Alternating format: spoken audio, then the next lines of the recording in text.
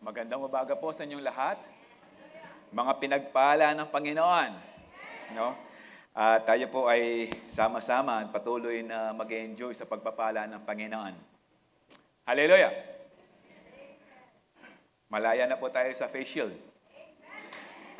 At malaya na din po tayo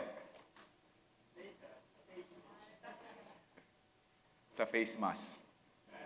Amen. Nang dahil ito sa ating Panginoon. No, kung ang deklarasyon ng DOH ay nananalo ng Pilipinas sa COVID. But ang katotohanan, matagal na po tayong panalo. Because of the Lord Jesus Christ. Amen? Hallelujah.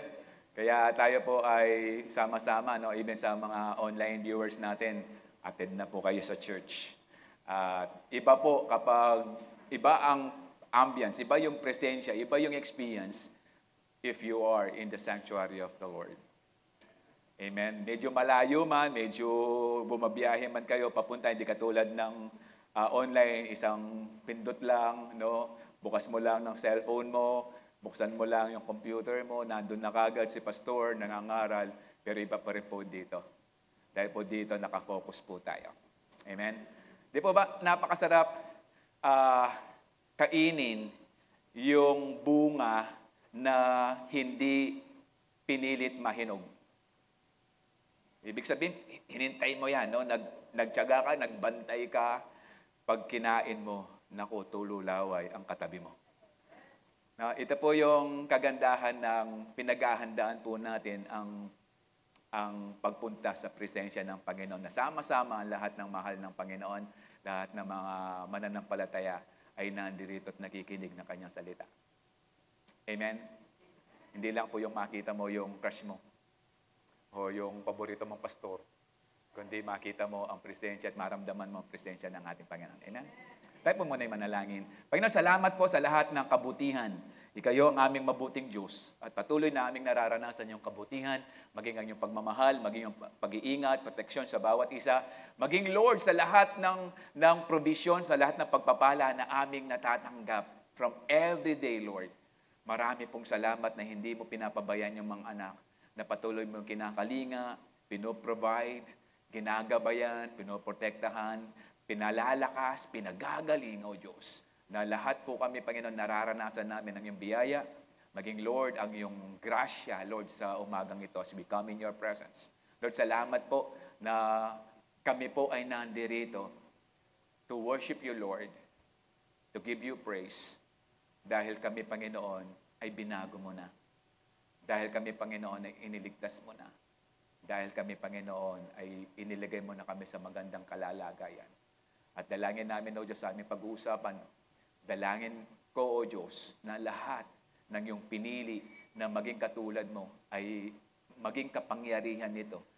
At titimo sa kanilang puso't isipan at magampanan at magawa at mapanghawakan, O Diyos, ang iyong salita.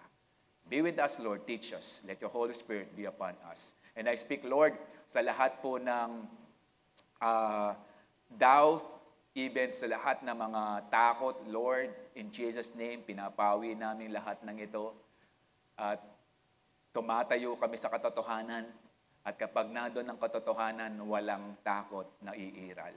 And we are claiming and declaring your word, O God. Lord, sa lahat ng aking mga kapatid, dalangin ko, O Diyos, patuloy kang kumilos sa buhay nila.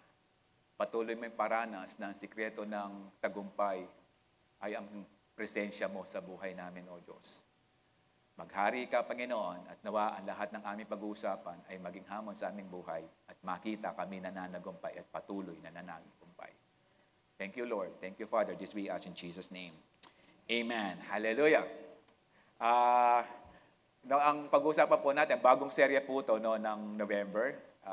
Tayo po ay hanggang sa last Sunday. Ang last week po natin, ayun po yung anniversary na po natin. No, ito po yung pagiging fruitful.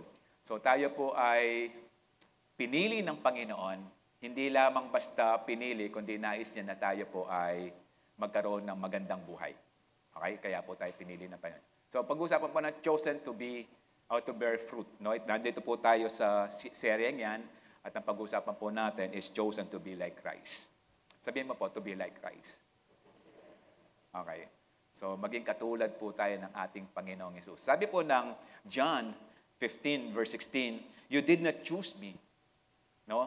Pasalamat po tayo, hindi po tayong namili. No? You did not, sabi ng Panginoon, hindi niyo ako pinili, but I chose you and appointed you that you might go and bear fruit. No, ito po yung kasarapan ng pangako at salita ng Panginoon. Hindi po tayong namili kay Lord. Kasi po kung tayo po namili kay Lord, ang next statement, kaya ba nating i-appoint si Lord that He might go and bear fruit? Hallelujah. Pero alam ng Panginoon, hindi natin siya pipiliin. Pero His word is, "But I chose you." No? Ibig sabihin, pinili na po tayo ng Panginoon at in-appoint pa tayo. Alam niyo, kapag pinili ka, kapag po kayo namili ng mga, ano po yung masarap na prutas ngayon? Social kayo. Bayabas. Bayabas na lang. Okay. Kapag namili po kayo ng bayabas, hindi nyo basta-basta itatabi yan. Hindi nyo, kapag pinili nyo sa dami ng mga bayabas na harvest na, hindi nyo basta pipiliin yan, tapos wala kayong gagawin. Kaya nyo pinili yan dahil nais nyong ma-enjoy yung bayabas. Mansanas dapat ata eh. Ayaw niya ng local eh. No? Di po ba? Eto, tayo po'y pinili ng Panginoon. Okay? So that you might go and bear fruit. Ito po yung kabanatang yan, ay nasa Last Supper na po sila. Okay? In few hours, ipapako na si Lord sa krus. 3 p.m. the next day, ay mamamatay na ang Panginoon sa krus. Okay? Sabi niya sa kanyang mga apostles, that you might go, no, sa inyong paghayo and bear fruit, fruit that will last. Okay? Hindi yan yung mga bungang araw. Kasi bungang araw, ilang araw lang yan, no? Okay, ang mga bungang yan, ito yung mga bunga na nais ng Panginoon na makuha natin. Ito yung as we share the gospel. No, ang mga tao ay tatanggap sa gospel ng Panginoon at sila ay sasamba at maglilingkod din sa ating Panginoon dahil yun po yung fruit that will last. So that whatever you ask in my name, ito lang po, no, dalawang bagay yung gagawin ng Panginoon kaya po tayo pinili. Una, para gumanda yung buhay natin. Maging productive po tayo. Maging successful. Pangalawa, yung mga dalangin po natin, matugon ng Diyos. Okay? Sabi na po, whatever you ask in my name, the Father will give you. Hallelujah. No, kaya nga po tayo pinili ng Panginoon para po magbunga at para din po magbunga yung mga pananalangin natin sa ating Panginoon. Hallelujah. No, napakasarap po to. Of course, kapag po tayo hindi nagbubunga, ang sabi po ng verse 2 nung sa John 15 verse 2, pinuputol yan.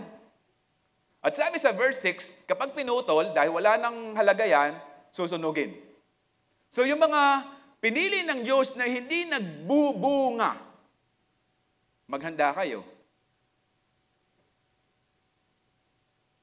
Hallelujah. Kayo ba'y nag-e-enjoy kapag kayo napasok kapag napiprito ng bangus? Natuwang-tuwa, ay wow, nakatatlo ko ngayon. Okay? Di pa man napapaaray ka. No? Ba't kasi bangus pang binili? Dapat ano na lang, tilapia. Pares lang po ata, no? O mas maano yung bangus. Okay?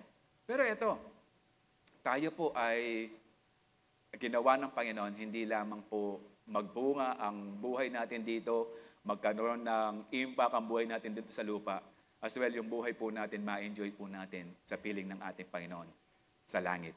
Amen? Hallelujah.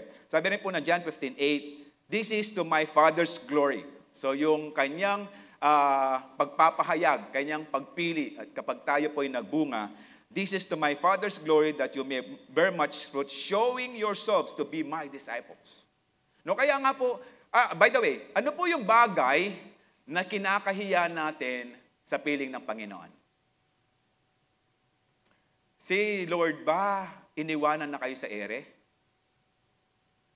Kapag ba nagkaroon kayo ng problema, ay yung presensya ng Panginoon lumalayo sa iyo kasi sobrang bigat ng problema nyo, ayaw mabigatan ni Lord? Di ba, the moment na nagkaroon po tayo ng problema at nakikita po natin na hindi natin magawang solusyonan ang problemang ito, kaagad-agad pumapasok po yung kaisipan natin, mananalangin tayo. Hallelujah. No, kaya nga po, sa pamagitan nito, nagre-reflect po no, ang buhay natin sa ating Panginoon. Of course, nais niya lahat po tayo ay magkaroon ng magandang buhay, no, maayos na pamumuhay. Kaya nga po tinutulungan po tayo ng Panginoon. At kapag po tayo ay naging kawangis niya, no, naging disciple na ng Panginoon, nakipakita natin kung tayo po ay talagang disciple ng Panginoon, meaning wala po tayo magiging problema. Ibig sabihin, lahat po ng problema natin, tutukunin ni Lord. Bibigyan niya tayo ng wisdom kung paano po natin masolusyonan, malampasan ang bawat problema. Hallelujah! No, kaya nga po, pinili po tayo na maging katulad ng ating Panginoon. In words, maging sa lifestyle. Amen? Hindi po yung kunwa-kunwari lang. Kasi po, madali maging unyango eh. Madali po yan eh. Madali pong magpakunwari. No? Pagdating po dito, napaka-accommodating mo, no? Walang upuan si kapatid, tumayo ka, no? Pagpapakita na ikaw ay talagang binigago ng Panginoon, madali. No? Pero pagdating sa jeep, no? Agawan sa upuan, nakita mo yung kapatid kanina na pinaupo mo sa church, pero pagdating sa jeep, wala na to, hindi na church to, no? Jeep na to, pinag-uusapan na dito pag uwing maaga. Okay? So, maaga ka rin sumakay ng jeep para hindi ka maiwanan. Okay? Alam niyo po, may mga instances, no? Kasi pa, misis ko, nagtuturo po sa trade school. Yung mga estudyante, of course, kapag hindi ka estudyante, hindi niya estudyante, parang walang pakundangan eh. No? May nagreklamo teacher, lalaki. Aba, sumasa kayo ng jeep. Itinulak ng mga estudyante paloob. No? Walang pakundangan. Okay? Kasi lahat nagmamadali sa pag-uwi. Okay? Pero ito, palagi ko wala naman tulakan, no? At sana po, kung magtutulakan man tayo, papalapit kay Lord. Amen? Hindi papalayo. Hallelujah? Okay. Kung tayo po ay pinili ng Diyos na maging katulad ng Panginoon, nais ng Panginoon ng buhay natin maging productive. Hindi po yan maging defective. Amen? Hindi lang po yan. Maging victorious po tayo. Kaya nga po maging productive, dahil po maging victorious din po tayo. No? Hindi po tayo natatakot sa mga anumang karamdaman. Kasi nga, victorious na po tayo 2,000 years ago. Tinubos na po tayo sa krus, sa lahat ng ating karamdaman. Tayuan natin po ito. Amen? Hindi lang po yun. Maging sa mga kahirapan, tayo po ay pinagpapala ng Panginoon. Kaya nga, whatever you ask in my name, the Father will give you. Hallelujah. Maging sa kahirapan. No? Tayo po ay ibinangon na, tinanggal na ng Panginoon dyan dahil ang Diyos ay nagpo-provide. Of course, may sikreto po yan. Marunong po tayo magpasalamat kay Lord at magbalik ng ating ikapo, ng ating offering. Kahit anong gawin mo, kapatid, ng pagpapala, kahit super pastor pa yung tinawag mo para pagpalain ka, kung hindi ka naman nagtatites, kapatid, at kung hindi ka naman nag-offering, walang kwenta yung panalangin. Dahil ang sikreto ng pagpapala ay kung paano po tayo nagbibigay sa ating Panginoon. Amen? Hindi ko po sinasabi ito dahil kailangan namin ng pera niyo. Hindi po. Sinasabi ko po ito para maranasan po natin o po ninyo ang biyaya at pagpapala ng ating Panginoon. Amen? Hallelujah. Sabi po na Romans 8:29, for God knew His people in advance. Okay? Alam niya, kilala ng Panginoon. Okay? Pero hindi po ito, sabi nga ni Pastor Manny kagabi, it's not about, asan na ba yun? Okay. It's not about predestination, no? For God knew His people in advance. It's not about predestination. Ibig sabihin ng predestination, pinili na ng Panginoon yung mga maliligtas. So, kahit anong gawin natin, kung hindi ka pinili ng Panginoon, hindi ka maliligtas. Hindi po yan. Okay, mamaya i-explain ko po yan. Okay? He chose them to be like His Son. Okay? So, ibig sabihin, yung mga pinili ng Panginoon, merong silang task. Meron silang gagawin. Okay? To be like His Son. No? Hindi ka basta pinili. Kasi po, yung predestination, actually, yan po yung mga doktrina at ina-associate sa once saved, always saved. Pero ito, kung sa predestination, mas mahirap ito. Kasi kung hindi ka napili, ibig sabihin kahit anong gawin mo, hindi ka pa niligtas. Pero ito, He chose them to be like His Son. Okay? Alam niya, ibig sabihin, sinasabi ni John, o ng ating Panginoon dito sa John, lahat ng dumarating dito sa church, kilala ng Diyos. At alam din ng Diyos kung ang pakay mo ay pagsamba o pang-display? No? Parang, wow, ang lakas mong mag-praise and worship kanina, no? Ang lakas mong nagsisimula pa lang yung intro ng kanta, kahit di mo alam, taas ka agad ng kamay. Ngayon pala, bago kang manicure. Okay? Or, kauuwi lang ng mister mo, binigyan ka ng gold bracelet, karang ang sarap itaas. Or, kaya hindi ka nagtataas ng kamay kasi butas ang manggas o ang kilikili mo, butas. Butas yung damit mo, no, sa kilikili. Kaya hindi mo may taas. Alam mo kapatid, butas man yan o hindi, kung yung papurit pagsambo, binibigay mo sa Panginoon, kalulugdan ng Panginoon. Amen? So, tayo po ngayon, no, kilala. Ibig sabihin po nung passage na to, kilala ng Panginoon kung sino yung mga lumalapit sa Kanya. Okay? So that His Son will be the firstborn among many brothers and sisters. No, yung sinasabing firstborn dito ay yung unang pinanganak, unang nabuhay magmuli. No, ang ating Panginoon. Okay? Nabuhay siya magmuli. He will be our firstborn among many brothers and sisters, among the believers. Ito, nang dahil mabubuhay tayo just like Him, no, sa ating Panginoon nung nag-resurrect siya, because we become like His Son. Okay? So ito mga magre-resurrect. Ito yung mga mamamatay, kung mamamatay man, kung aalaw ng Panginoon na mamamatay yung body natin bago siya dumating, pero may pangakong Panginoon. Tayo po ay magre-resurrect. Just like Him. Just like Jesus. Okay?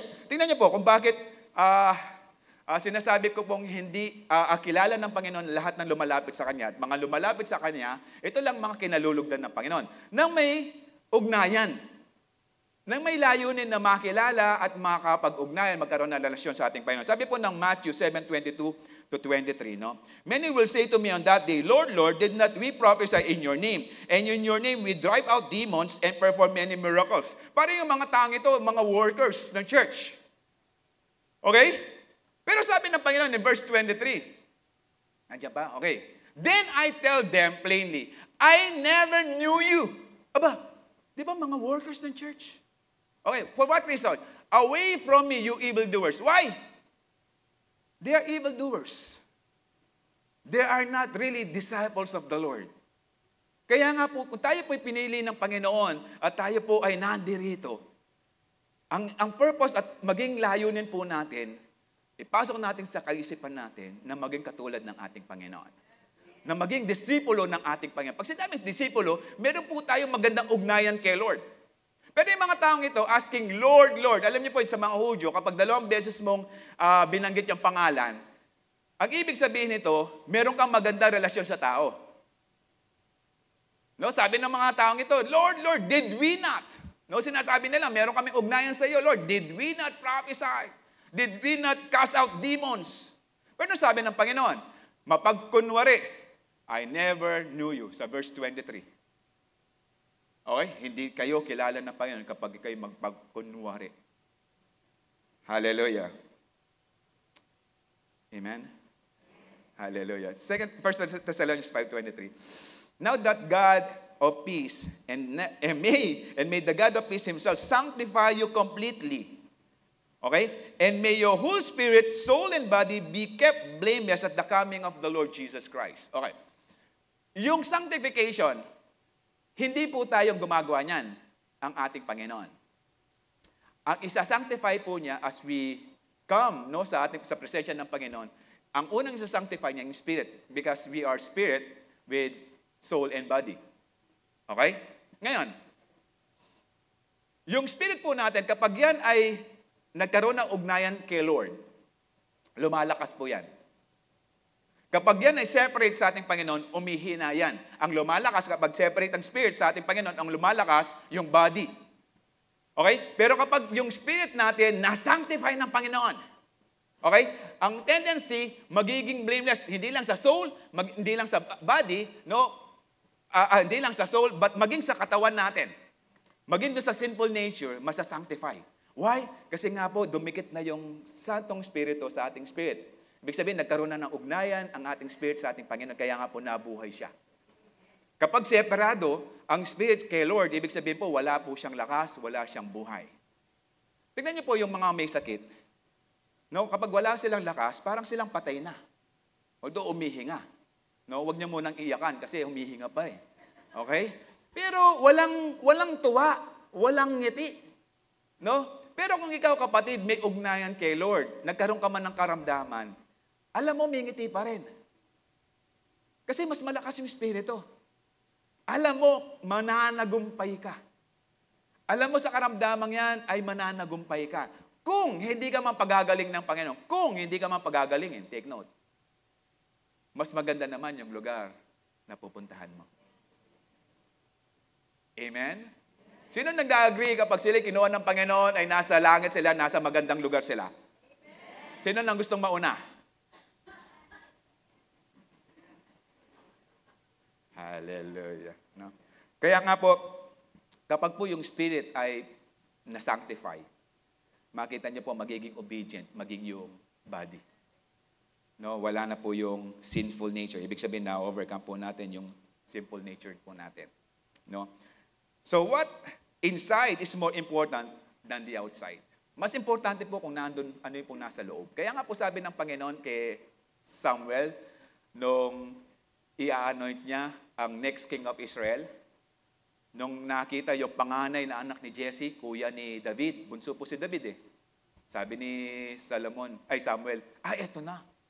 Ito na yung pinili ng Diyos. Ano sabi ng Panginoon? Huwag kang tumingin sa outside appearance. Dahil ang ako na Diyos mo ay tumitingin sa puso. What is inside? Yun po yung importante. No? Sabi po ng Matthew 23:27 and 28, woe to you, ibig sabihin, nakakaawa kayo. Okay? Teachers of the law and Pharisees, you hypocrites. Teachers of the law, kabisado po nila yung first 5 books of the Old Testament. Okay? Genesis, Exodus, Leviticus, Numbers, and Deuteronomy. Okay? Kabisado nila. Pero ano sabi ng Panginoon? Kaawa-awa kayo. Okay? Teachers of the law and Pharisees, you hypocrites. No? Kabisado nyo, pero nagpapakunwari lang kayo. Ito yung sabi ng Panginoon. Kaya sila naging hypocrite, sabi niya, you are like whitewashed tombs. No? Dito po yung mga whitewashed tombs, ibig sabihin, mga pininturahang puti. Okay? Na magandang tingnan sa labas. Pero sa loob, punong-puno ng bulok na katawan ng tao. Sabi, dinefine niya, no? Which is look beautiful on the outside, but on the inside are full of bones of the dead and everything unclean.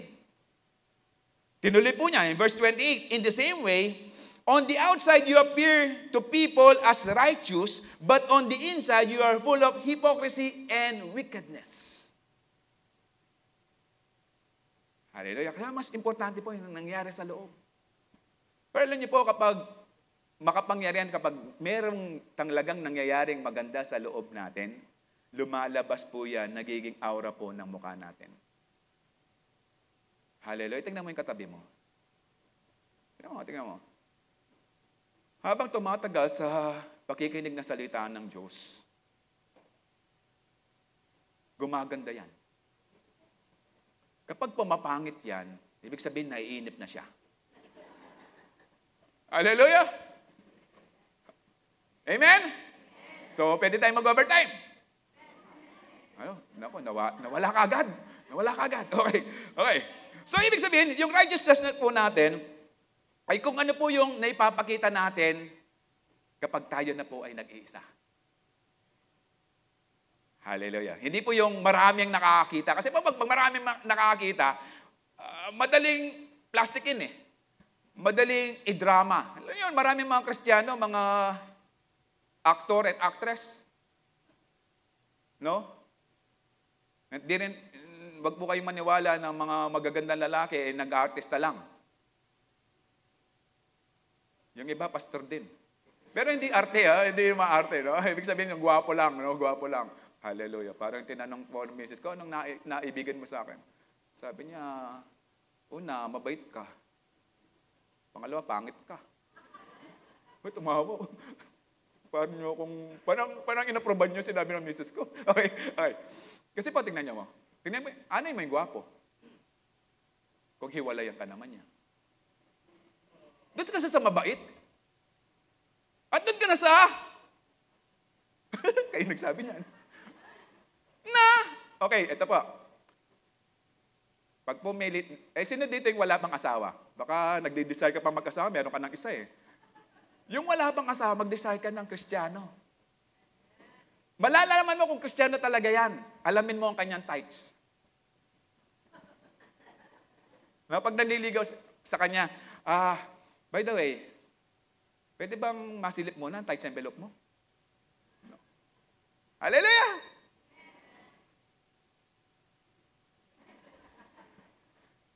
Sino po yung mga tunay na Kristiyano dito? Taas ang kamay. Sabi ko, taas ang kamay eh. Check ko yung mga tithes na mamaya. Okay. So, di po tayo nagpapakoneri. Ibig sabihin, lahat po ng ginagawa natin kapag po tayo nag-isa, yan po yung katotohanan na tayo po'y binanal na ng Panginoon. Binago na ng Panginoon. Amen?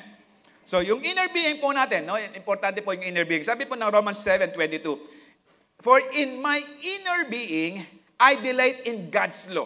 Ito po yung pinaka-pundasyon. Ito po yung pinakasangkap ng inner being natin. That we delight in God's law.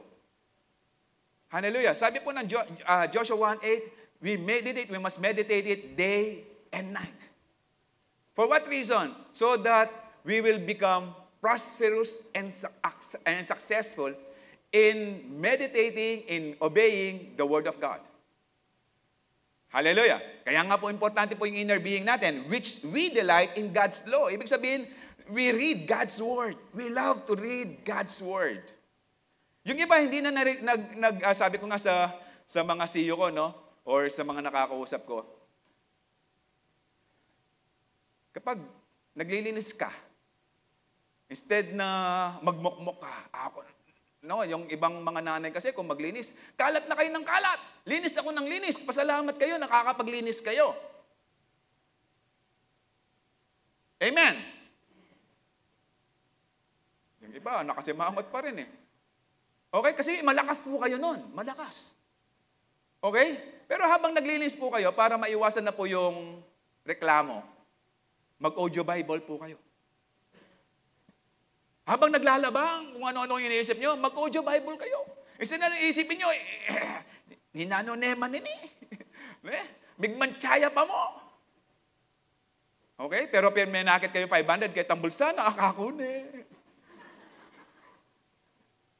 Pero alam niyo po, kapag naglalaba po kayo, makinig po kayo ng salita ng Diyos, no? Or, kung kaya niyo po, i-replay niyo po yung online natin. Hallelujah. Amen. Hallelujah. No? In 2 Corinthians 4:16, so we do not lose heart. No? Ibig sabihin, hindi po tayo naduduwag. So we do not lose heart, hindi po tayo nawawalan ng pag-asa, hindi po tayo naduduwag. Though our outer self is wasting away. Ibig sabihin po yung bagay na yun, nakikita nyo yan. No? Yung mukhang yan. Okay? Lilipas din yan. Okay? Hindi mananatiling maganda ang balat. No? Tingnan nyo po yung balat nyo. Ako po, nag-start na akong nag-lotion kasi hindi po ako dati naglo-lotion eh. Pero nakikita ko medyo, ang tawag dyan, nalulukot na. Okay? Aba, naglo-lotion na ako ngayon. Kasi dati hindi ako naniniwala sa lotion eh. Okay? Ngayon parang may pag-asa pa. Okay. Although, our outer self is being wasting away. Si Pablo po nagsulat niyan, sinasabi po niya kahit nagsasuffer yung outer natin, kahit nagkakaroon ng problema yan, kahit there are pains no, inside no, sa ating katawan, our inner self is being renewed every day. Our inner self, our spirit, no? As we read God's Word, sabi nga ng worship leader natin, His love and mercy, they are new every morning.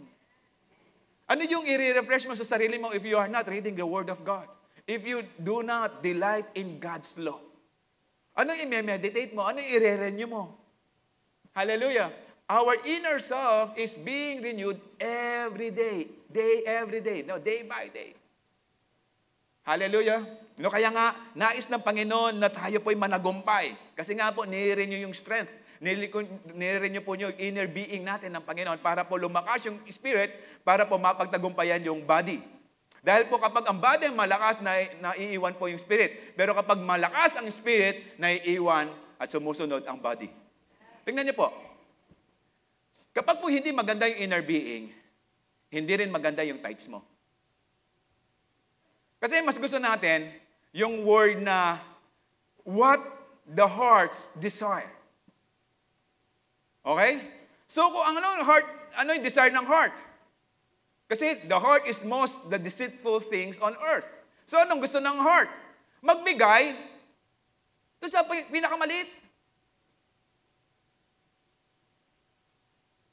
Hallelujah. Mga anak ng Diyos dito, mga masunurin na sa tithes. Amen. Yung hindi nag-amen, hindi pa rin masunurin. Amen. Alright. Okay. Ngayon, kapag kakain, anong gusto nyo? Fasting or feasting? Hallelujah. Anong gusto nyo? Matulog, manalangin. Siyempre, matulog. Kaya nga may tulog na eh. Kasi malakas ang flesh. Pero kapag malakas ang spirit, kahit yung flesh ay gusto ng matulog, lalabanan at lalabanan mo dahil mas masarap at mas importante yung inner being.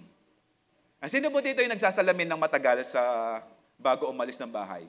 Nagme-makeup, tinitingnan yung kulay, yung kilay ipantay. No? Sa akin po, hindi ko na tinitingnan eh. Okay? Tinitingnan kung may muta, kung ilan na yung puting buhok, okay? Kung maganda ba yung itsura. Alam mo kapatid, kahit anong suot mo, dahil na tinitingnan ng Panginoon kung anong kabusilak ang puso mo sa Kanya. Of course, we need to dress appropriately. Alangan naman darating ka ng church.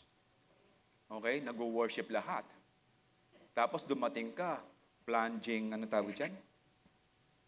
Letter V. Ganyan. Lahat na makakita siya, mapapatingin. Di ba? Hallelujah. Tapos, ang haba ng palda, wow. Pero yung hiwa, dito. We should dress appropriately. Why? Kasi nga, si Lord ang piniplease natin, hindi ang tao. Hallelujah. Hallelujah. So ito. Wala kang ganong damit.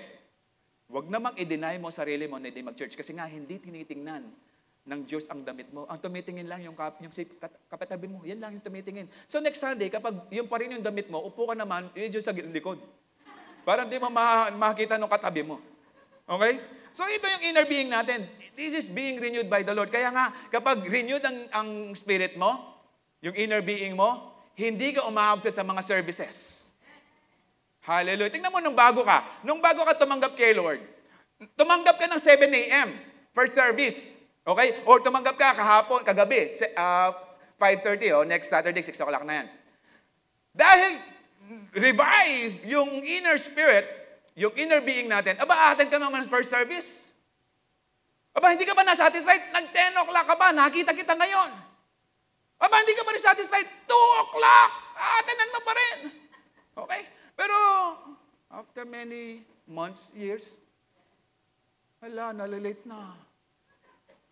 Okay? Kaya nga kapag po renewed yung inner spirit natin, nandun po yung sigasig natin, natuturuan natin yung flesh natin na sumamba rin sa ating Panginoon. Kaya sabi ni David, why my soul are downcast? No? Why my spirit? Why my body? No? Kaya nga tinuturuan din ni David kung paano mag-worship ang kanyang katawan. Dahil malakas ang spirit at connected ang spirit sa ating Panginoon. Ephesians 3:16-17 said, I pray that out of His glorious riches, He may strengthen you with power. Yung power po dito is ibig sabihin dunamis sa Greek. No? Ang ibig po sabihin ng dunamis, yung from the word dynamite, doon po kinuha yung word na dynamite, meaning the power to accomplish. Yun po yung power na binibigay sa atin. That He may strengthen you with power to accomplish through His Spirit in your inner being, so that Christ may dwell in your hearts through faith. Yun po importante, yung ready po yung heart, yung inner being natin sa power ng Panginoon kapag po siya'y pumasok at nag-dwell sa buhay po natin. Hallelujah. Kaya nga, para po tayo ay maging katulad ng ating Panginoon sa kanyang pagpili, una, okay? Free us from condemnation. Sabihin niyo po, free. Ayan, libre. Maraming may gusto niyan. Huwag ka po kayong lilipat. Okay? So, alam niyo po, kapag kayo ay hindi na condemn, ibig sabihin yan, yung katawan nyo hindi deteriorated. Kasi po, kapag tayo ay nako-condemn, na-deteriorate po. Ibig sabihin, nawawalan po tayo ng gana sa buhay. Okay? Walang beauty. No? Kapag tayo condemned, walang ligaya kapag condemn ka kasi alam mo, may sentence ka na. Okay? May hatol na sa'yo. Pero ito po yung ginagawa ng Panginoon. Kaya nga niya choose to be like Christ dahil nais niya po tayong makawala sa condemnation. No? Ito po yung, by the way, no, magkaiba po yung condemnation sa conviction. Tayo pong lahat na tumanggap sa ating Panginoon, we are not condemned already. In Romans 8:1, mamaya po. Pero kapag po tayo nagbabasa ng salita ng Diyos, at nagigilty po tayo sa mga pinagagawa ng Panginoon dahil hindi po tayo sumusunod, hindi po tayo kinokondemn ng Panginoon. Ang ginagawa po niya, kinoconvict niya po tayo. Tinuturuan niya po tayo, kaya nga po kinoconvict niya po tayo. Hindi po niya tayo kinokondemn. Hallelujah. Kasi po, sabi po ng John 16:13, that the Spirit of truth will lead us into all the truth. So, ililid po niya tayo, ipapaintindihan niya sa atin yung salita ng Diyos para po tayo ay sumunod at hindi i-condemn. Hallelujah. Hallelujah. Okay? Nice lang po niya tayong sumunod, kaya hindi po na kinakondemn. Sabi po na Romans 8:1, therefore, there is now no condemnation to those who are in Christ Jesus. Of course, yung mga tao lang na may relasyon sa ating Panginoon. Ito yung walang condemnation. Who do not walk, ito papapakita, no? Who do not walk according to the flesh, but according to the Spirit. Kasi nga po, malakas yung Spirit. Kaya nga po walang condemnation. Ibig sabihin nun, yung buhay mo, yung Spirit mo, nabuhay na, nagkaroon ng ugnayan sa ating Panginoon. Hallelujah. So, ibig sabihin, there is now no condemnation. Meaning, there is now new life, eternal life, to those who are in Christ Jesus. Gusto niyo ba yan? Ayaw nyo? Okay, kaya nga po tanggapin po natin ang salita ng Diyos. Kaya nga, sabi niya, there is now, or therefore, no? Ibig sabihin po, concluding ito, na tayo po ay binanal ng Panginoon, na tayo po ay kinatagpo ng Panginoon. No? In verse, or in Ephesians 2 verse 3, no, as we walk in the flesh, sabi po ng Ephesians 2 verse 3, all of us who also live among them at one time, okay, glorifying and craving our flesh and following its desires and thoughts. Like the rest, we were by nature deserving of wrath. Okay? Dati. But now, as we walk in the Spirit, hindi na po tayo kasama dyan because we are not craving our sinful nature. We are not gratifying. Hindi na natin sineserve yung ating sinful flesh. Okay? Because we walk in the Spirit. Kaya nga, there is now no condemnation. Pero tingnan niyo po, sinasabi mo Kristiyano ka, tapos hindi ka man sumusunod sa salita ng Diyos, ang dami magko-condemn sa'yo. Kasi hindi ka sumusunod eh. Oh, mag-church ka pa mo, Calvary Temple? Kaya ba't makanyan ka? Hallelujah. Ikit na kapanan din kay Calvary Temple. Linabas ko ka rin eh. Bangeni kaya beda ka kay online sabong. Bali kasi manay na kung sign, kung red o white. Hallelujah. Kaya nga i-condemn ka, no? Pero as you walk righteously, no? Kasi po, si Lord ang magbibigay sa atin ng strength to overcome the flesh. No? Maging ang mga kapitbahay mo, maniniwala sa testimony mo. Hallelujah. Just like the song said, no? I was glad that my freedom is not based from what I've done. Hallelujah. But what the Lord has done in my life, in our life, yun po yung magmamanifest. Out of the abundance of the heart, the mouth speaks. Hallelujah. Amen? Amen? Kaya nga po, kailangan po, alam niyo po yung change of mind? Ang Greek word po niyan is metanoia. Yung kapangpangan word niyan is metanoia. Okay? Kaya nga po yung spirit po natin kapag bino-workout at nandun po, may ugnayan sa ating Panginoon, tumitinaw po tayo. Tingnan niyo po yung nakaraang buhay niyo. Kumusta? Pero kumusta naman ngayon ang inner being nyo? Hallelujah. Kayo po magwi-witness niyan. Kaya nga po sabi ng Panginoon, no? Kaya nga, He free us from condemnation kasi po nais ng Panginoon whenever we come in His presence, may confidence. Sabi po ng Hebrews 4:15 and 16, for we do not have a high priest who is unable to empathize with our weaknesses. Hindi po tao ang naging high priest po natin, si Lord. Okay? Yung pong high priest dito, ito po yung nagre-represent sa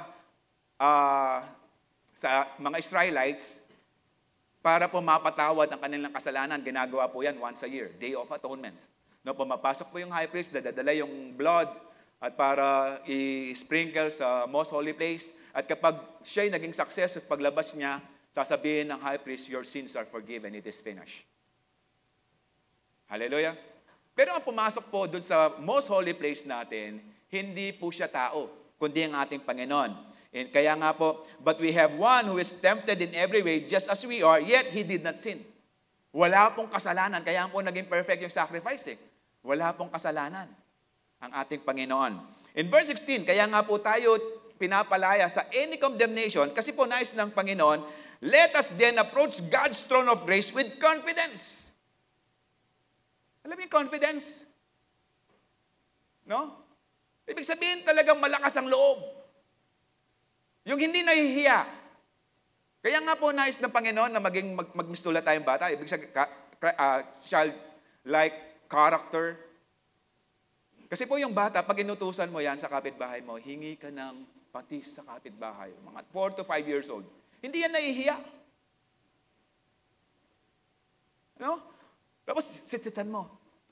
Yung nasa pangatlong upuan, ninong mo yan. 5 years ka nang hindi binibigyan. Lapitan mo. Hallelujah. Yung bata, lalapit yan. Ninong eh. Okay? Pero pag may edad ka na, birthday lang ng kapitbahay mo. Ay, punta ka. Nakakahiya naman. Pumunta. May dalang plastic pa. Sumobra naman at tiwala. Okay. Okay. Let us then approach the throne of grace with confidence. Huwag mong alalahanin yung mga bagay na ginawa mo. No, in the past. Kasi pinatawad ka na ng Panginoon. Ngayon, halimbawa, may nagalit ka. Kanina lang sa jeep. O habang nagdadrive ka, may nag-cut sa'yo.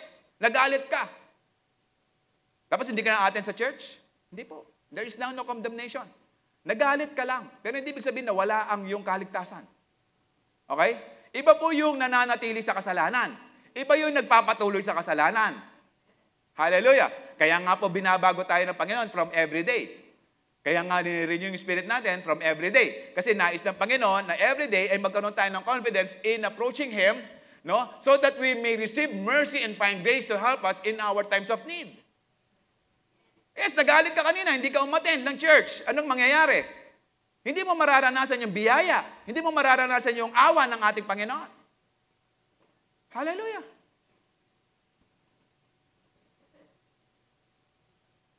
So, natalo ka ng iniisip mo lang. Kaya nga sabi ng Romans 12:2, by the renewing of your mind. It's metanoia. Hallelujah. Amen? Ngayon, ito. Wala nang condemnation. Hindi na dapat tayo mag-pray. Yung iba na sinasabi nila, wala na nga condemnation. Wala nang church na rin. Kasi wala nang condemnation eh. Wala na rin prayer. Wala na rin reading God's word. Wala nang condemnation eh. Aba, kapatid, mag-ulis dili ka. Kasi kung yung gagawin yan, ano ang magpapalakas sa'yo every day? Alam niyo po, sabi po ng Hebrews 10:25, no? Pakiano po, Hebrews 10:25. Hebrews din po to. Okay? Sabi niya, not giving up together, meeting together as some in the habit of doing, but encouraging one another, and all the more as you see the day approaching. Nagpapalakasan. When we come in this church, nagpapalakasan po tayo. When we go sa ating small group, sa ating CU, nagpapalakasan po tayo. We pray together. We read God's Word. We meditate God's Word. We talk about and study God's Word. Nagpapalakasan po tayo. Ngayon, sasabihin mo sa akin, hindi mo na kailangan yan. Ikaw na mismo nag-condemn sa sarili mo. Dininay mo na yung opportunity na ma-enjoy mo yung presensya ng Panginoon sa lugar na to. Hallelujah. Pangalawa, no? Receive and live by His Holy Spirit. No, si Lord, nung siya binaptize ni John the Baptist, nakita po ni John na dumating po ang Santong Espiritu sa kanya in the form of a dove. At magmula po noon, kumilos po si Lord with the power of the Holy Spirit. No? In Romans 8:11 to 14 said, if the Spirit of Him who raised Jesus from the dead is living in you. Alam niyo po, napakapangyarihan po ng Santong Espiritu. Na po, siya po yung naging dahilan kung bakit po ang ating Panginoon ay nag-resurrect. Hallelujah. Naging glorified body, okay? So, and if the Spirit of Him who raised Jesus from the dead is living in you. Sino yung nandito sa atin ngayon? The Holy Spirit, okay? The Spirit of Him who raised Jesus from the dead is living in you as well. He who raised Christ from the dead will also give you life to your mortal bodies because of His Spirit who lives in you. Ulit-ulit po yan. The Spirit who lives in us. Okay? Kaya nga po tayo ay kailangan magkaroon po, tanggapin po natin at mamuhay po tayo according sa Spirit. Sa Spirit ng ating Panginoon. Okay? Kaya nga po sabi po niya, if the Spirit, so kung totoo, that the Spirit of Him who raised Jesus from the dead, kung totoong namubuhay siya sa atin, nasa sa atin siya, no? He will also give life to your mortal bodies. Kung totoo. Ibig sabihin, yung body po natin, susunod din po sa kagustuhan ng Santong Espiritu. Okay? Magkakaroon din ng buhay. Alam niyo po, kaya po tayo nagkakaroon ng buhay kasi po nagkaroon po tayo ng relasyon sa ating Panginoon.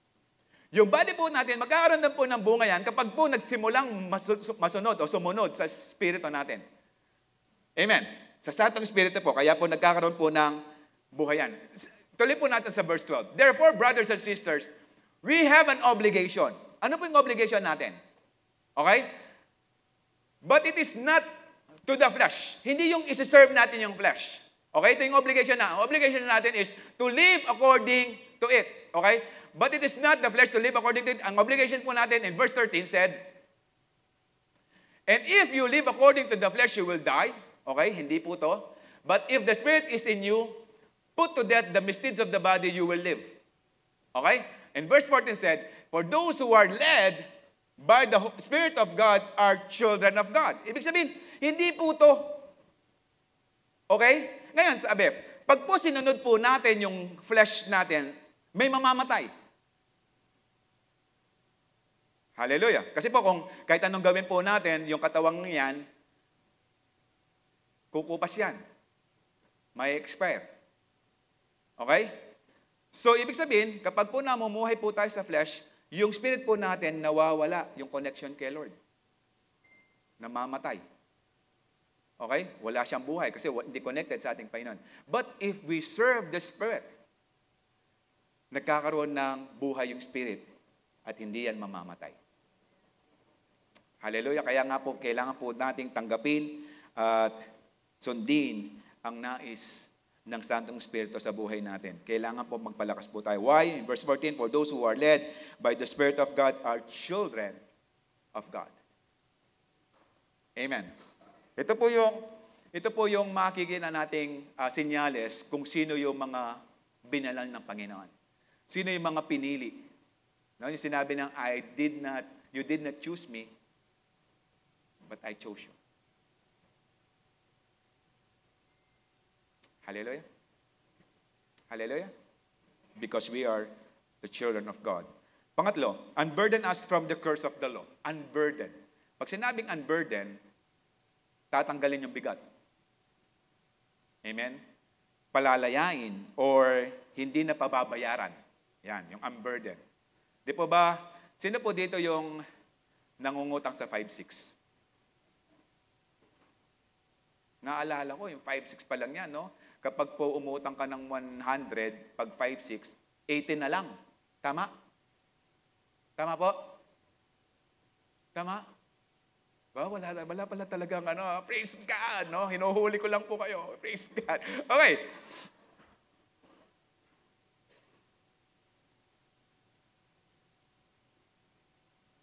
Hallelujah.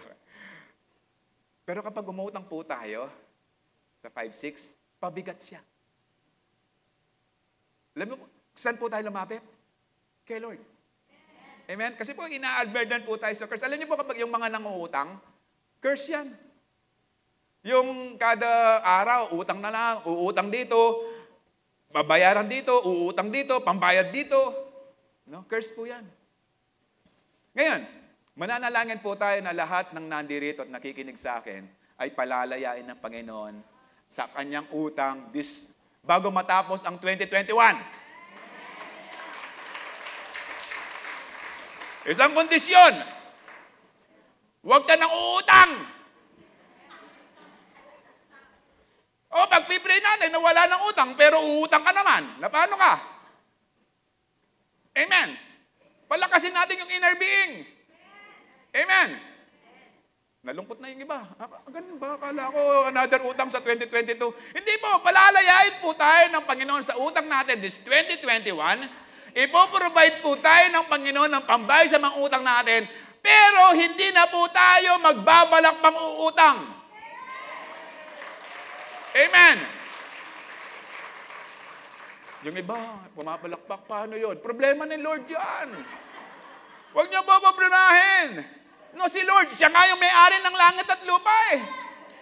Tapos hindi mo paniniwalaan ang salita ng Diyos that He can set you free? Kahit sa utang, sa curse. Hallelujah. Amen. Nandiyan pa po ba kayo? Tutuloy ko na. Huwag niyo nang isipin yung utang. Okay. Praise the Lord. Okay? So, tatanggalin po tayo ng Panginoon. Sabi noon, Galatians 3:13-14, Christ redeemed us from the curse of the law by becoming curse for us. For it is written, curse is everyone who is hung on the pole. Ni-redeem. Ibig sabihin, binayback na tayo. Binili ulit. Tinubos. Alam niyo po yung mga mahilig mangutang o manangla? Yan, alam niyo yan, redeem. Hallelujah. Pero yung mga nasa tansan ng Coca-Cola, meron yan eh. Redeem the price. Yan, okay yan. Hallelujah. Kaya nga po tayo ni-redeem ng Panginoon para po tayo mapalayas sa curse ng batas. Kasi po yung curse ng batas, mahirap siyang gawin. Kaya nga burden siya eh. Pero mo, 613 laws, praise God, yung mga Gentiles hindi po connected sa 613 laws of Moses. Praise God. Na hindi tayo mababaganan sa 613, pero kasama po tayo sa 10 Commandments. Yan po kasing absolute law ng ating Panginoon. At inulit po yan sa New Testament. Love the Lord your God with all your heart, with all your soul, and with all your mind and strength. And love your neighbor as yourself. Hallelujah. Okay? So hindi na tayo nais ng Panginoon kasi nga sabi nga, curse is everyone who is hung. Siya na. Siya na yung nagmistula, siya na yung nagbayad. Kinuha niya lahat ng curse. Kaya nga yung sakit, no, yung mga may lahing diabetes. Sino po dito yung may lahing diabetes?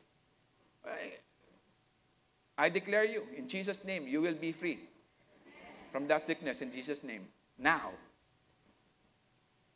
Hallelujah. Sino yung may lahing vampira? No, kasi po naririnig ko eh. Wala ka vampira. Wala ka bang vampira? Okay. Palalayain tayo ng Panginoon dyan. Amen! Okay? Curse is the one who is hung on the pole. Siya na po. No, sabi po ng Galatians 3:10, all who rely on observing the law are under a curse. Those who rely on observing the law is under a curse. Kaya nga po sabi ng Galatians 14, okay? Tuloy natin. He redeemed us in order that the blessing given to Abraham, okay, might come to the Gentiles. Sino yung mga Gentiles? Yung hindi Hudyo, tayo yun. Through Christ Jesus, so that by faith we might receive the promise of the Spirit. Tingnan niyo po, kapag po kayo'y under curse, walang blessing. Pero tinubos po tayo ng Panginoon. Ano po matatanggap natin? That the blessing given to Abraham. Ano po yung blessing given to Abraham? Nakita niyo po si Abraham na nangailangan? Nakita niyo po ba yung sobrang pagpapala ng Panginoon sa buhay ni Abraham? Na pinili, naghiwalay si Lot na pamangkin niya. Naghiwalay po sila ng pastulan. Tapos, Pinapili ni Abraham ang kanyang pamangkin. Pamangkin na lang niya. Binigyan pa ng priority na mamimili kung alin ang lugar na pipiliin niya. Ang pinili po ni Lot, yung magaganda, yung magandang lupain. Ang ibinigay, of course, yung hindi pinili, yung nakarating kay Abraham. Pero sino pong pinagpala? Yung kay Abraham. So kahit saan pumunta si Abraham, may pagpapala. So kahit tayo saan man tayo, hindi ka man mag-abroad, kapatid. Kahit dito, kaya kang pagpalain ng Panginoon. It's a promise from the Lord that the blessing given to Abraham might come to the Gentiles through Christ Jesus. Hallelujah. Kaya nga tinatanggal po tayo sa burden ng cursed. Kasi nais ng Panginoon, mag-enjoy po tayo sa presensya ng Panginoon. Now, sino po dito yung enjoy na parati siyang nasa sakit? Nasa prayer list ng every push online. No? Sino dito yung, praise God, masakit na ako na naman. Kanyaman, Lord. Hallelujah. Di ba napakasarap magpuri, taas ang kamay. Kahit butas pa yung kilikili mo o yung t-shirt mo, no? Hallelujah. Yung iba, conscious na conscious eh. Kasi parang di nagahit eh. Hallelujah. Alam niyo kapatid, kung ikaw'y malakas sa umagang ito, magpuri ka. Dahil marami po ang mga nasa hospital. Blessed po tayo because we have been set free from those sicknesses. Hallelujah.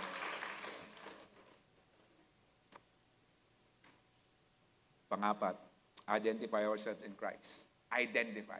I-associate yung sarili natin sa ating Panginoon. Hallelujah. Alam mo, ako po, hindi ko po makakalimutan ito.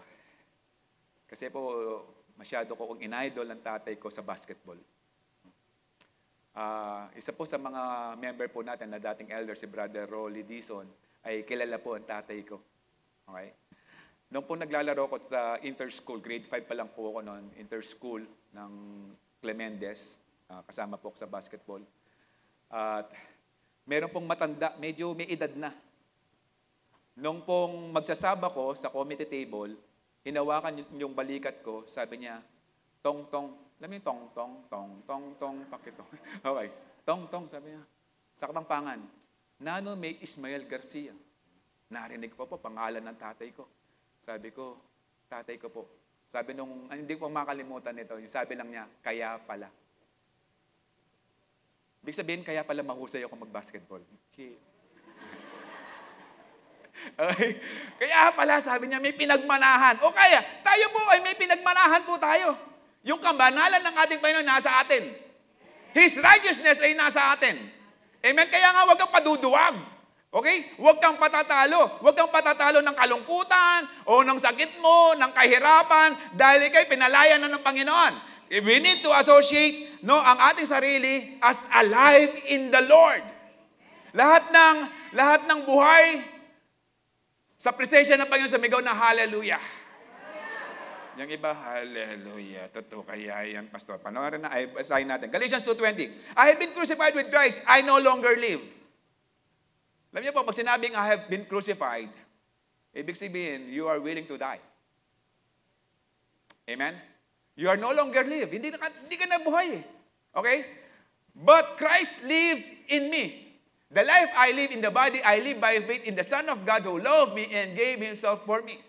So kaya po tayo, nakakita na kayong patay na bumabangon pa? No, sino po dito yung nakaranas na nakipaglamay? Sobrang dami ng tao. Siguro dahil nagkaroon ng sobrang impact ang buhay nung namatay. Ang dagsa yung mga nakiramay. Eh dahil maliit lang yung pamilya, kukunti nag-serve. Narinig nung bangkay. Tumayo. At tumulong sa pagsiserve. No? Siguro, nung nag-serve siya, gano'n siya. Siguro takbuhan eh, no? Kasi wala na. Okay. Yung katawan natin, patay na yan. Ang nabubuhay na yung ating spirit. Na-crucify na yan. Ibig sabihin, wala na yan. Kahit mag-suffer pa yan, di na yan aaray. Nakakita na kayo ng bangkay na binubugbog, salag ng salag. Wala na yan. Okay? Because Christ lives in us. The life I live in the body, I live by faith in the Son of God. Kahit parusahan pa itong katawang ito, kahit pahirapan pa, hindi ako magmumukmok. Why? I live by faith in the Son of God who loved me and gave Himself for me. Anong ibig sabihin ng and He gave Himself for me? He gave us salvation. And the reason why He died at the cross, in order to redeem us from our sins. He gave His life for me. Hallelujah. Kaya nga po, meron tayong buhay na walang hanggan. Yes, lilipas man yan, kapatid. Hindi ka man masasabitan ng ginto. No? Sino hindi pa nakaranas ng gintong kwintas? No? Nasanay na lang sa mga gintong na, yung kwintas na bibili sa apo, na tinutupog sa suka. Kapag nangitim yung kwintas, peke yung suka. Ay, yung kwintas pala. No? Di ba? Hoy, hindi nasayaran ng ginto yung lugar mo, ay yung katawan mo. Pero kapatid, sa langit, kalsada lang yan. Hallelujah. Wala ka mang bago ngayon, kapatid, na damit. Sa langit, si Lord ang magpo-provide. Mas puting-puti.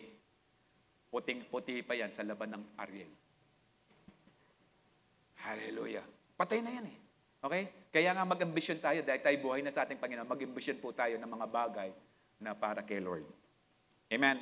Ibig sabihin, kapag nagsasalita po tayo, nakikinig po tayo, lumalakad po tayo, ay para sa ating Panginoon. Why? Kasi nga, siya na po yung nangunguna sa buhay natin. Hallelujah. In Ephesians 2:4-6, but God who is rich in mercy, He loved us so much.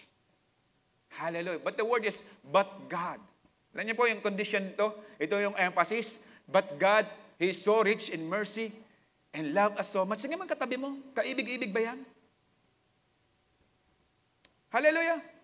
Kung di lang tayo mahal ng Panginoon, baka hanggang ngayon, di pa natin na-enjoy ang presensya niya dahil sa... Tingnan mo yung katabi mo. No? Quality ba yan? No? Hindi ibig sabihin mga gwapo lang, mga gaganda, mga tinubos ng Panginoon. Tayong lahat. Amen. Kaya sabihin mo sa katabi mo, gwapo ka, maganda ka. No? Dahil ang umibig sa'yo, ang pinakadakila. Kasi sabi ng iba, pangit ako, so deserve ko lang yung pangit. Kapatid, walang pangit sa harapan ng Panginoon. Lahat tayo magaganda at gwapo dahil ang umiibig sa atin ang pinakadakilang Diyos natin. Hallelujah! But that even though we are dead because of our sins, ito po yung maganda, He gave us life when He raised Christ from the dead. It is only by God's grace that you have been saved. Okay, in verse 6, for He raised us from the dead along with Christ and seated us with Him. Ibig sabihin, with the authority that God has given us, no, just like in heaven, with Him in heavenly realms because we are united with Christ. Meaning, tayo po'y may kapangyarihan. Kaya nga po tayo po'y na-identify with the Lord. May kapangyarihan po tayo because we are seated in the heavenly realm. Ibig sabihin po nito, hindi po yung literal na nakaupo sa langit, kundi yung otoridad ng ating Panginoon nasa atin din.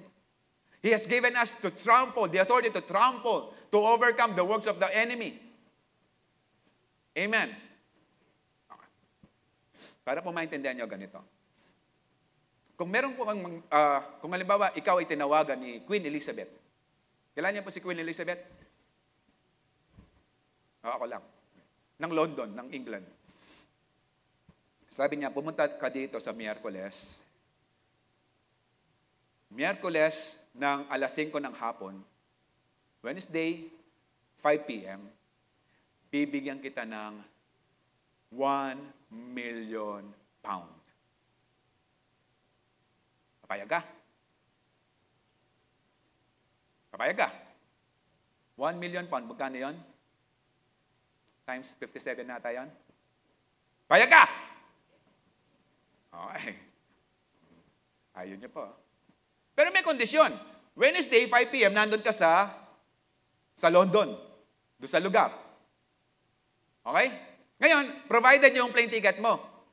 Mag-overnight ka sa Singapore, unang stopover mo, tapos the next day, mag-overnight ka sa plane o sa airport ng Italy bago ka dumating ng London. Okay? Ngayon, sumakay ka na ng aeroplano papunta ng Singapore according doon sa plane ticket mo. Mag-overnight ka sa Singapore. Mamamasyal ka sa Singapore? Mamamasyal ka. Baka hindi ka na matulog kasi hinintay mo yung oras, yung Wednesday, 5 p.m., nandun ka para doon sa 1 million pound. Tama? Makakatulog ka kaya o baka yung front desk sasabihin mo, gisingin mo ako 3 a.m. No, kasi yung flight umaga 3 a.m. No, kahit katutulog mo lang ng 2 a.m. Siguro yung cellphone mo, baka 5 alarma yan. Isa-set mo ng kada minute, nag-a-alarm, no, doon sa oras. O baka babantayan mo na lang oras para hindi ka malit doon sa flight. Tama? Ay, nakasakay ka, papunta ng Italy. Another overnight stay. Okay? Italy, malapit pa sa Venice. Yung airport. Alam niyo yung Venice? Alam niyo Venice? Yung sa commercial, sa Nescafe. Okay.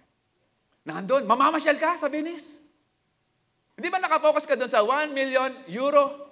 Kaya babantayan yung mga oras para hindi ka malit doon sa airport. O baka hindi ka naalis sa airport, hindi mo na-stay yung 1 overnight stay mo sa hotel. Baka doon sa airport na lang. Nandun pa doon sa gate kung saan magbo-board ka na.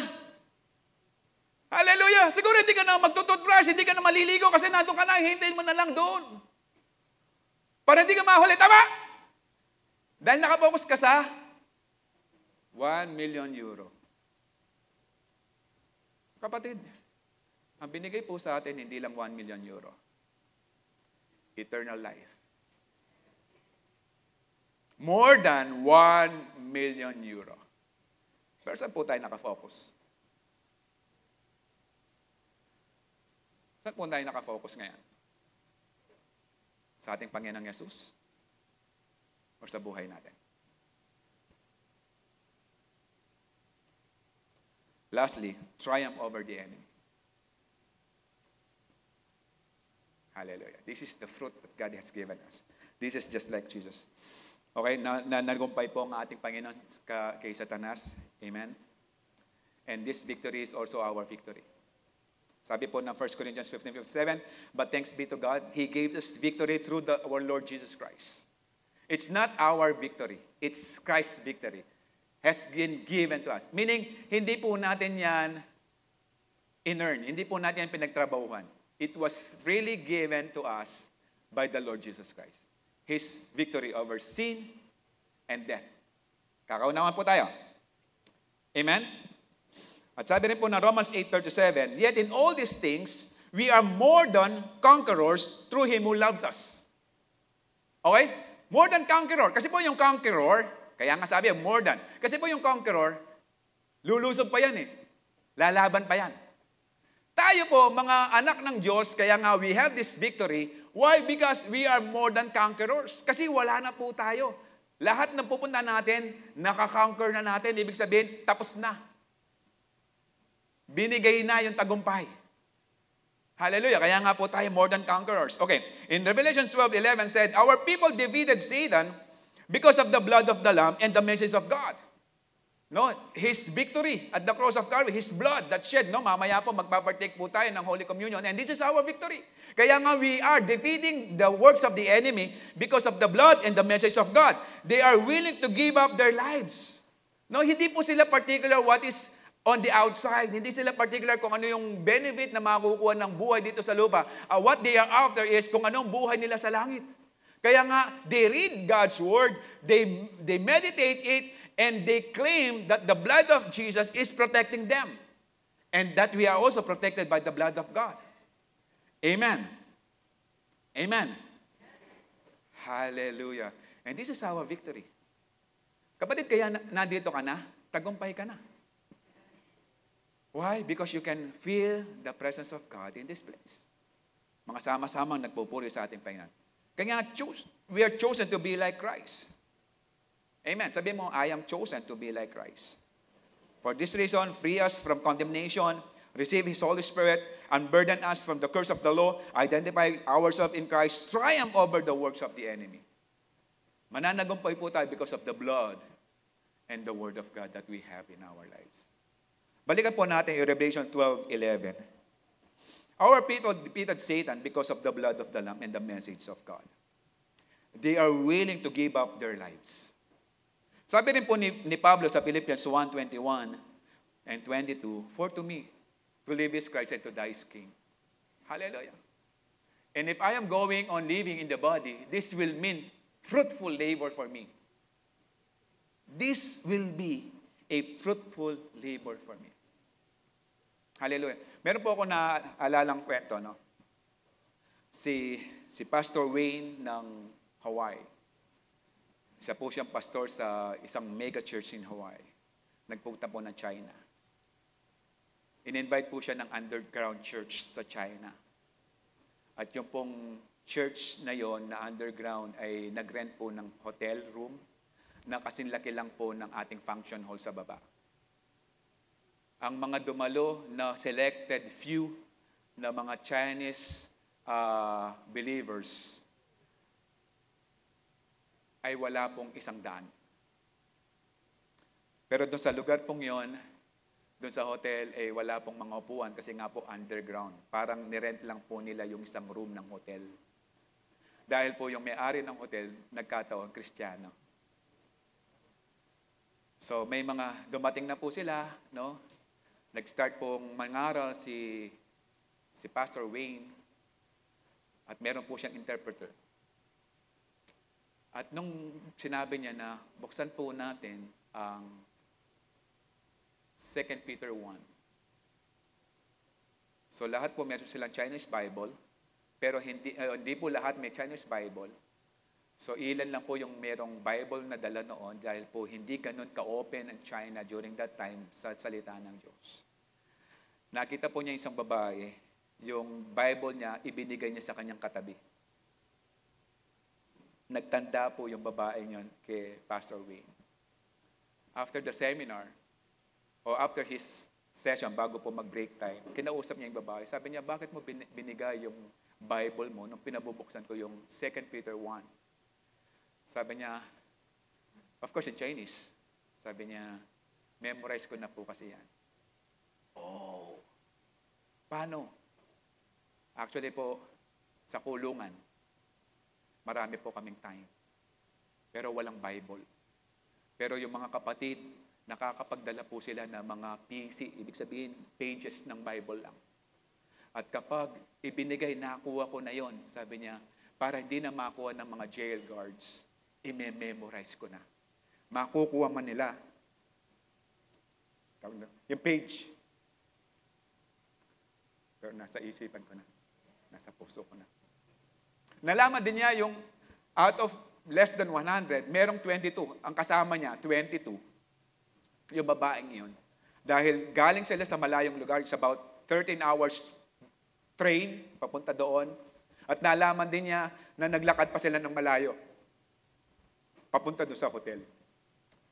Out of 22, 18 sa mga magkakasama 22 na nagbayay ng 13 hours train, nakulong because of the gospel.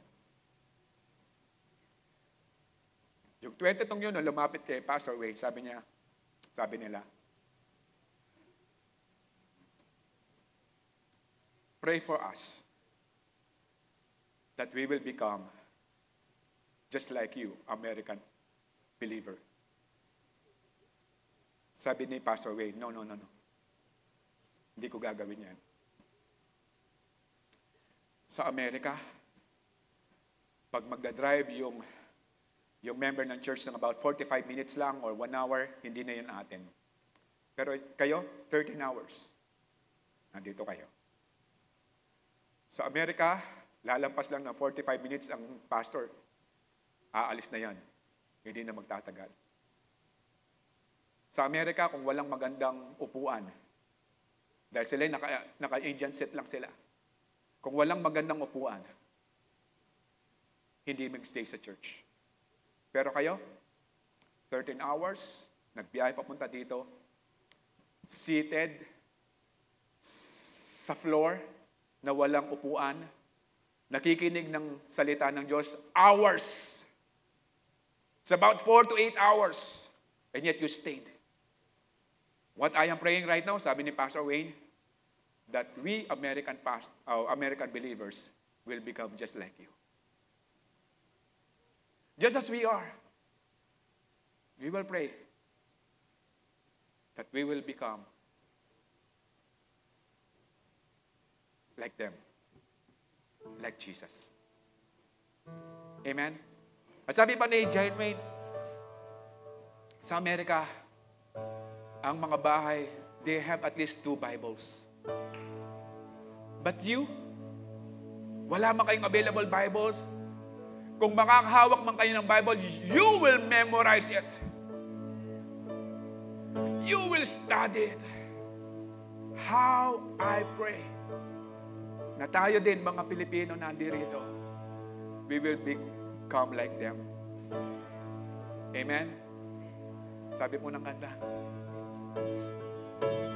Was the cross meant for me, that my Savior carried? Now I've been made free by the mercy of God.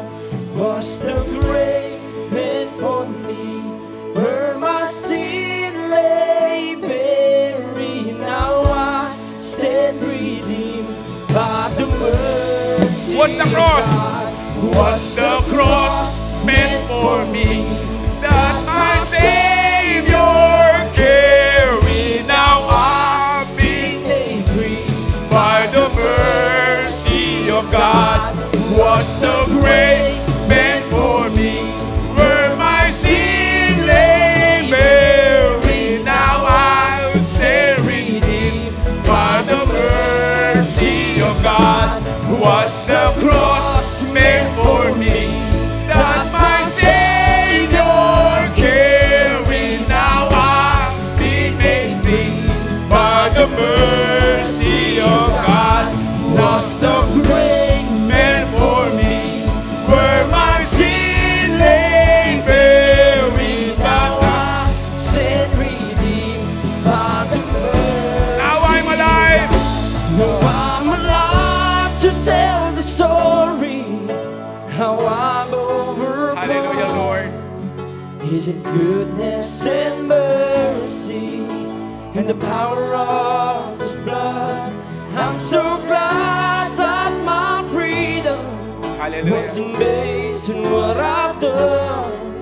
It's His goodness and mercy and the power of His blood. By now, just like the song said, that we will have a story to tell. Yung bagay na ginawa mo sa buhay namin, O Diyos. Yung bagay, Lord, na isinuko namin sa iyo. Yung bagay, Lord, na pinagkatiwala namin sa iyo. At papalitan mo ng kabutihan ito, O Diyos. Papalitan mo to ng kaligtasan. Papalitan mo to ng pag-ibig. Papalitan mo to ng pagsamba at papuri sa iyo, Panginoon. That we will delight in your word, O God. Napapalitan mo, O Diyos, ng sipag ng pagsamba. Na kami, Panginoon, nandirito upang i-enjoy namin ang presensya mo, Panginoon. And thank you, Lord, na patuloy mo kaming ni-remind about this word.